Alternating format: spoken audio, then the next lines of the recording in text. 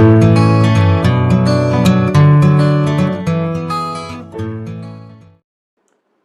बच्चों। बहुत बच्चों की डिमांड आ रही थी कि आज के दिन सर हम लोगों के लिए आप कुछ बोलिए, और उन्होंने कहा कि आज हम लोग बेरोजगारी दिवस के रूप में मना रहे हैं। बच्चों, ये जो आप लोग दिवस मना रहे हो, इसमें मेरा निश्चित रूप से मेरा जो आप कहें कि समर्थन है वो तो है, रहता ही है। मैं तो ऑलवेज, आप एक दिन कह रहे हो बोलने के लिए, मैं तो बेरोज़गारों का दर्द बहुत अच्छी तरह से समझता हूँ और ऑलवेज बोलता रहता हूँ और उसके लिए काम भी करता रहता हूँ, भले आप कहें या ना कहें। मैं तो ऑलवेज काम करता रहता हूँ। तो और आप एक दिन के लिए बोलने के लिए कह रहे हो, तो मैं सकारात्मक रूप में ही बोलने का प्रयास करूँगा। देखो बेटा, ऐसा है कि देखो, बेरोजगारी का दर्द जो है वो तो बहुत असहनीय भी होता है, किसी किसी के लिए बहुत दर्दनाक भी होता है। लेकिन इसको सकारात्मक दिशा में हमको प्रयास करना है। देखो, मैं प्रोटेस्ट करने पर बोलता हूँ कि आप लोग निश्चित रूप से आप अपने अधिकारों के प्रति सचेत रहें और अधिकार के लिए लड़े भी। लड़ने में कहीं कोई बुराई नहीं है। सरकार की अगर कोई नीतियाँ आपको बुरी लगती है तो निश्चित रूप से प्रोटेस्ट करने चाहिए, लेकिन प्रोटेस्ट किस रूप में करना चाहिए ये बहुत महत्वपूर्ण है। मैं हमेशा गांधी जी के आदर्शों पर चलने वाला भी व्यक्ति हूँ। हमेशा उनकी जो नीतियाँ रही हैं प्रोटेस्ट करने की, उसका प्रबल समर्थक रहा हूँ। तो आप के जो विरोध होने चाहिए वो बिल्कुल अहिंसक होने चाहिए और वो बड़े कारगर सिद्ध होते हैं। आप में तो ताकत है कि आप सत्ता को परिवर्तित कर देते हैं। इतिहास गवाह है, जब जब स्टूडेंट ने सत्ता को चैलेंज किया है, सत्ता परिवर्तन कर दिया, ये इतिहास रहा और मजबूर किया है सत्ता को। आप आज भी देखेंगे, आप लोग मजबूर कर देते हो शासक को कि वो वैकेंसीज और तमाम चीज़ों को निकाले। यही स्टूडेंट्स की ताकत है। तो लेकिन आजकल देखता हूँ कि लोग फेसबुक और ट्विटर और इन्हीं पर करके घर में बैठ जाते हैं। कभी कभी मैं देखूँ, अभी 64 जो नई 66वीं बीपीएससी निकली है, उसमें कुछ एज एक्सटेंशन वाले बच्चे थे। अब उनके लिए मैं प्रयासरत भी रहा, उन लोग के लिए भी, कि भाई उनकी जो अपनी मांगे हैं वो भी वाजिब हैं, शासन तक वो बात पहुंची जानी चाहिए। जो तरीके बताए कि कैसे करना है, चूँकि मैं शासन में हूँ तो मैं वो काम प्रमुखता के साथ प्रखर मुद्रा में नहीं कर सकता, लेकिन आप लोगों को बताता हूँ कि आपको कैसे क्या करना है, कैसे आप मिल सकते हैं, कहाँ से आपको ये काम बन सकता है। मुश्किल से 50 बच्चे भी नहीं जुटते, सब चाहता है कि कोई दूसरा उनके लिए लड़ाई लड़े। नहीं संभव है। बेरोजगार आप हो तो लड़ना आपको है, ये ध्यान में रखिए। लेकिन कब लड़ना है ये भी बहुत महत्वपूर्ण है। अब जैसे मान लिया कि वैकेंसीज निकली है और आप जो है प्रतिरोध करने में भी अपना पूरा समय निकाल देते हैं, ये अच्छा तरीका नहीं है। आप ध्यान में रखिए, आपकी पढ़ाई और ये दोनों अलग अलग चीज़ें हैं। प्रतिरोध करना ये अलग बातें हैं, पढ़ाई अगर बाधित होती है तो ये आत्मघाती होगा। ठीक है, ये नहीं करना है मेरे बेटे, कतई नहीं। आपको ध्यान में रखना है, मेरी पढ़ाई प्राथमिकता है, प्रोटेस्ट अपनी जगह है, उसके लिए अलग से समय जो भी है आप निकाल के दें। ये नहीं कि दिन दिन भर आप उसी योजनाओं में लगाए रहें, ये भी नहीं करनी। ठीक है, प्रोटेस्ट करने के जो तरीके हैं उसको आप करते रहिए, अपनी मांगों को रखते रहिए, सरकार को मजबूर करिए। ठीक है, उसके अपने तरीके हैं कैसे पहुंचाने हैं शासन तक अपनी बातों को, अपने विधायकों के माध्यम से, अपने एमपीज़ के माध्यम से मजबूर करो ना। वो वोट्स मांगने आते हैं और आप लोग दे देते हो। ठीक है, तो आप अपनी मांगों को रखने में भी प्रखर आप अपनी भूमिका निभा सकते हो। दूसरी बात तो कि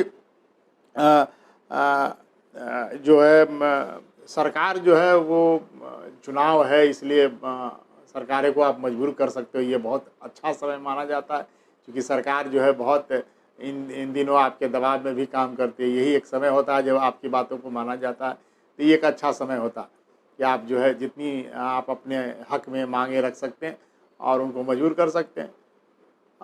आप हमेशा रहें ये नहीं कि एग्जाम्सन दे दिया बैठ गए। एग्जाम्सन देने के बाद सरकारों पर ये लगातार हैमरिंग करते रहनी चाहिए कि भाई हम लोगों का रिजल्ट जल्दी से जल्दी निकले। और ये भी होना चाहिए कि सरकारें जो हैं अच्छे से एग्जाम्सन्स को कंडक्ट कराएं, ये भी बहुत महत्वपूर्ण है।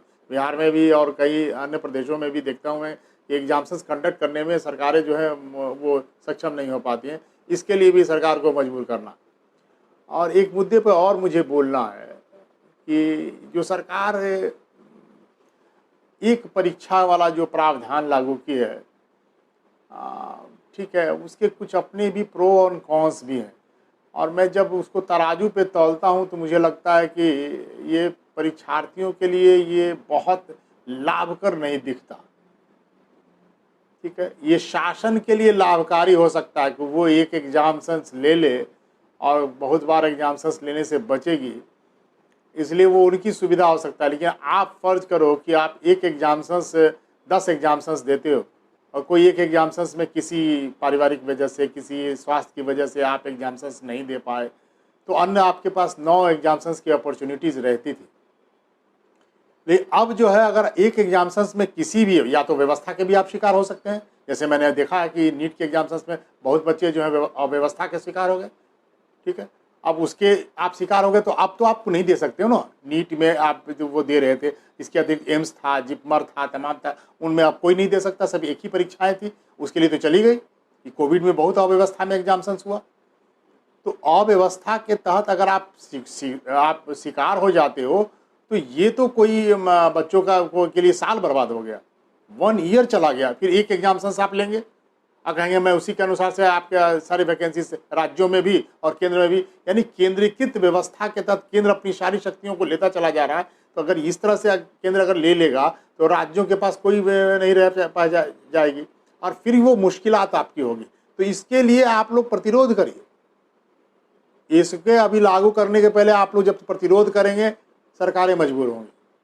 ठीक है, तो ध्यान में रखिए, इसको लागू होने से पहले ही आप लोग लगातार इस पर जो है आप अपने तमाम माध्यमों से, अभी वोट्स मांगने आएंगे, इन सब माध्यमों से आप अपने को बोलिए कि ये चीज़ें लागू हुई तो भाई हम लोग नहीं वोट देंगे आपको। ठीक है, देखिए सरकारें मजबूर होंगी, निश्चित रूप से आप इसको मजबूर कर सकते हैं। ये मुझे बहुत उचित कदम नहीं दिखता कि आप सरकारें जो है उस पर जो तर्क दे दे, इन तर्कों के माध्यम से जो जस्टिफिकेशन दे दे, ठीक है, वो कुछ जस्टिफिकेशन उसके पक्ष में भी दिखाई पड़ेंगे, सुविधा दिखाई पड़ेगी कि बहुत एग्जाम्सन जाना पड़ता है, यहाँ जाना पड़ता है, अहमदाबाद जाना पड़ता है, तमाम जगह जाना पड़ता है। लेकिन अगर एक चीज़ पर जो इतनी असुविधा के बावजूद भी लोग 8 एग्जाम्सन देते हैं, किसी में एग्जाम्सन बढ़िया चला जाता है, कंप्लीट भी कर जाते हैं। अगर कोई एक एग्जाम्सन में साल भर में दिया, उसके बाद फिर कोई एग्जाम्सन नहीं दिया, तो आप समझ सकते हो कि क्या होगा, उसका 1 ईयर चला जाएगा। और अगर सोच सकते हैं कि किसी का लास्ट एज हो रहा हो और उसका 1 ईयर चला गया तो फिर वो कोई काम का नहीं रहा। तो ये तो कहीं से नहीं मुझे लगता है कि एक बहुत बड़ा अच्छा कदम दिखाई पड़ता है। हमारे फेडरल स्ट्रक्चर में राज्यों को भी अपने अधिकार हैं एम्प्लॉयमेंट के लिए, काम करने के लिए, और केंद्र के भी अपने, केंद्र अपना एग्जाम ले लेता, राज्य अपना एग्जाम ले। अब ये एकीकृत करके हर चीज़ों को अपने हाथ में लेकर के और इस तरह से करना, तो ये बेरोजगारी दिवस पर मैं इस बात को रख रहा हूँ कि आप इसका प्रतिरोध कर सकते, लेकिन संवैधानिक दायरे में। ऑलवेज ध्यान में रखिएगा, मैं पॉलिटी भी पढ़ाता हूँ, इकोनॉमी को भी पढ़ाता हूँ, मैं हर चीज़ों को ध्यान में रखता हूँ। एक शिक्षक का जो कर्म है उसको निभाता हूँ। प्रशासक हूँ, वो तो बातें हैं कि सरकार के विरुद्ध बातें नहीं करनी चाहिए, ये अलग बातें हैं, लेकिन एक शिक्षक के नाते मेरा जरूर कर्तव्य बनता है कि आप लोग को एक संवैधानिक दायरे में रहते हुए नीतियों का विरोध करने में कोई हानि नहीं है, आप कर सकते हैं। मैं सरकार का विरोध करना नहीं कहता, सरकार की नीतियों का विरोध करना क्या कहता हूँ। और हमारे आज प्रधानमंत्री जी का जन्मदिन है, मैं उनकी लंबी उम्र की कामना करता हूँ। वो देश के लिए बहुत एक सशक्त प्रधानमंत्री के रूप में कार्य कर रहे हैं, उनकी सराहना भी करता हूँ। बहुत सारे बातों को लेकर के मैं उनके एडमायर भी करता हूँ। हाँ, नीतियों का जहाँ विरोध होता है मैं उससे करने में कतई नहीं कहता हूँ कि हाँ यहाँ पे लगता है कि ये हमारे भारत की जो परंपरा रही है उसके प्रतिकूल जा रहा है, तो मैं वहाँ कहने में भी चूकता नहीं हूँ। ये मेरी आदत रही है, चाहे वो किसी मंच से कहने की हो। ठीक है, लेकिन जो जहाँ वो बहुत अच्छे हैं कार्य करने में, मैं एडमायर भी करता हूँ। ठीक है, कि वो एक सशक्त प्रधानमंत्री के रूप में जिन जिन बातों के लेकर के कभी भारत के को कहा जाता था कि वो बहुत कमज़ोर अपने पक्ष को रखता है, वहाँ पे हमारे प्रधानमंत्री बहुत सशक्त पक्ष के रूप में रखते हैं। ये बहुत बड़ी बात है। ठीक है, इन चीज़ों को लेकर के मैं आप लोगों को कह रहा हूँ कि बेटा जो है ज़रूर ये प्रतिरोध करो, लेकिन संवैधानिक दायरे में रह के करो, कानून को अपने हाथ में नहीं लेना है और सड़क पे आकर के प्रतिरोध करें। और सड़क पे आके प्रतिरोध करने का जो तरीका होगा वो अहिंसात्मक होगा और सत्ता को आप झकझोर देने वाला होगा। तो ये आप में ताकत होनी चाहिए, आपकी आवाज़ में वो बुलंदी होनी चाहिए कि वो आवाज़ सत्ता के गलियारे तक इतना गूंजे कि वो जो परिवर्तन होना चाहिए वो परिवर्तन हो जाए, जो आपके जो आप जिस चीज़ को कहना चाहते हो उस चीज़ को वो लागू करने के लिए मजबूर हो। तो आप इस चीज़ को देखें और करें। आपके साथ मेरी जो है वो मोरल जो समर्थन है वो ऑलवेज रहेगा बच्चा। और पढ़ाने के स्तर पर तो मैं कहता रहता हूँ, संवैधानिक चीज़ों को पढ़ाता हूँ और ये कहता रहता हूँ। बच्चों का आग्रह था कि आज के दिन मुझे कुछ बोलें हम लोगों के समर्थन में। मैं ऑलवेज आप लोग के लिए बोलता हूँ, कह कर नहीं बोलता, ये मेरी आदत रही है। ठीक है, मैं आप लोग के प्रतिरोध में उन बातों को जहाँ तक मुझे पहुँचानी रहती है वो मैं पहुँचाता हूँ, चाहे वो आयोग हो कहीं भी हो, उन बातों को ज़रूर रखता हूँ। ठीक है, कई मेरे मित्र हैं जो आयोग में हैं, उनके सहारे रखता हूँ। कई जगह हैं जहाँ आपकी बातें रखनी चाहिए, मैं ज़रूर रखता हूँ ताकि आप लोग ज़्यादा से ज़्यादा लाभान्वित हों। और ये मैं इन्हीं शब्दों के साथ आपको शुभकामनाएं देता हूँ कि आप पूरी ऊर्जा के साथ, चाहे वो आप दरोगा की पढ़ाई के लिए लगे हों या 66वीं जो पीटी के लिए लग रहे हों या 65वीं के मेंस दे रहे हों या फिर 64वीं के जो हमारे साक्षात्कार दे रहे हों, मेरे सब का दिशा निर्देश मैं दे रहा हूं। और आज मैं तो 10 लोगों का इंटरव्यू भी लिया और तब मुझे याद पड़ा कि कुछ बच्चे ने कहा था कि सर बेरोज़गारी पर एक दीजिए, तो मैं आज उसको भी कहा कि मैं बोल ही लेता हूं रात में ही सही, लेकिन मैं इसको बोल कर बच्चों को एक संबलता तो ज़रूर प्रदान करूंगा, एक दिशा प्रदान करने की कोशिश करूंगा। और जो बच्चे तैयारी कर रहे हैं, मैं वीडियोज़ उनके लिए शूट करके लगातार डाल रहा हूँ, मैं दूँगा। हाँ, कुछ चीज़ों में देरी ज़रूर हो जाती है क्योंकि बहुत सारे काम रहते हैं बेटा, इसलिए हो सकता है। और प्राथमिकता के तौर पर भी चूँकि इंटरव्यूज़ थे, अब जो है मेंस वाले और पीटी वाले भी अब आ गए हैं, पीटी का भी रेस शुरू हो गया। तो जान लो कि पीटी के लिए मैं अनवरत आप लोग को उसी मोड में, जिस मोड में एग्जाम्स आते हैं, जो आप लोगों ने कहा है कि सर 5 ऑप्शन वाला, मैं वो तैयार करके आपको कल से ही देने का शुरू कर दूंगा। और आप लगातार उसको, जितना मैं धीरे धीरे थोड़े थोड़े क्वेश्चंस ही दूंगा, आप उसको बनाते चलेंगे। मेरा पूरा विश्वास है पीटी रुकेगा नहीं बेटा, ये जान लो। ठीक है, वो डेली जितना खुराक दूं उतना खुराक अगर आप लेते चले गए और आप पढ़ते चले गए मेरे अनुसार से, तो आपको पीटी में कोई 110 स्कोर करने से नहीं रोक सकता, इतना ध्यान में रखिएगा। ठीक है, लेकिन वो होना चाहिए। वो 3 महीने हैं बचे हुए मुश्किल से। ठीक है, वो 3 महीने इतनी ज़बरदस्त रूप से पढ़ो। और ध्यान में रखो, पढ़ना है तो इस पॉइंट ऑफ व्यू से पढ़ना है कि पीटी और मेंस के जीएस साथ साथ हो। ऐसा नहीं कि खाली फैक्चुअल पढ़ना, मेंस वाले फैक्टर्स को भी दिमाग में रखते हुए और फैक्चुअल को भी पढ़ना। इससे आपके पीटी और मेंस दोनों की तैयारी होंगी, क्योंकि मेंस के लिए भी बहुत ज़्यादा समय मिलेंगे नहीं। देखते हैं आप कितना रेगुलरिटी हो रही है, तो आपको ज़्यादा समय नहीं मिल रहा है, तो आप उसको साथ साथ लेकर के चलना है। अपने अध्ययन के समय को इस प्रकार से बांट के चलना है ताकि सबकी तैयारी हो। जो इंटरव्यू दे रहे हैं और मेंस दे रहे हैं और उनका ये भी होगा, तो चाहे वो तो एक स्तर प्राप्त करें, लेकिन ध्यान में रखिएगा वो आप मेंस और इंटरव्यू वाले भी पीटी में बहुत अगली बार छट भी जाते हैं। जहाँ पीटी को आप हल्के रूप में लेंगे आपको आउट हो जाएंगे। कई उदाहरण मेरे पास हैं, अच्छे जो कम्पीट कर गए हैं, डिप्टी कलेक्टर कर गए हैं और नेक्स्ट बार पीटी में फेल कर गए, उन्होंने कैजुअल वे में ले लिया। तो ध्यान में रखना बेटा, वो कैजुअल नहीं होना।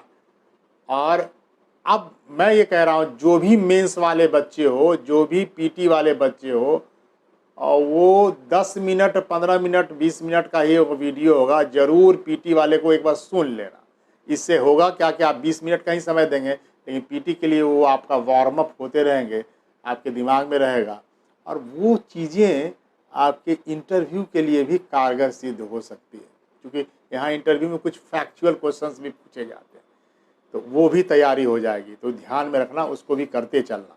और मेंस के लिए भी कुछ बच्चों ने कहा है कि कुछ प्रश्न पर कुछ डिस्कस कर दें, तो जो मेरे मुताबिक लगेगा, जो प्रश्न की भी यहाँ पे बच्चों को दिक्कत आ सकती है, मैं उन सबको जो करंट अफेयर से रिलेटेड होंगे और इकोनॉमी से रिलेटेड होंगे, मैं उनको बना करके आप एक एक दिन कोई डिस्कस कर दूंगा, ये चीज़ मैं कर दूंगा, ठीक है। इसी के साथ आप लोग भरपूर ऊर्जा के साथ आपको लगे रहना है, जितनी एनर्जी है उसके साथ लगे रहना है। और मैं आप लगेंगे जितने एनर्जी के साथ, मैं दुगने उत्साह के साथ लगूंगा। मैं 4 घंटे 5 घंटे ही सोता हूँ, इसके अतिरिक्त मैं देखिएगा मैं हमेशा पढ़ता रहता हूँ, आपके लिए कार्य करता रहता हूँ, ठीक है। अपनी फैमिली को भी कभी कभी दरकिनार करके आपके लिए कार्य करता हूँ, ठीक है। पत्नी से इसलिए झट में बहुत सारा जो उलाहना भी सुनता रहता हूँ, उन उलाहनों के साथ भी उनकी भी मंशा होती है कि इसमें भी वो खुश होती हैं कि कम से कम बच्चों को दे रहे हैं आप। वो भी कई प्रकार के सजेशन भी मुझे देती रहती है, तो उसको भी मैं आप तक पहुंचाता रहता हूं। तो आप इन्हीं शब्दों के साथ मैं आपसे विदा चाहता हूं, और आप लोग लगे रहेंगे और सफलता प्राप्त करेंगे। मेरी शुभकामनाएं आप लोगों के साथ है। धन्यवाद।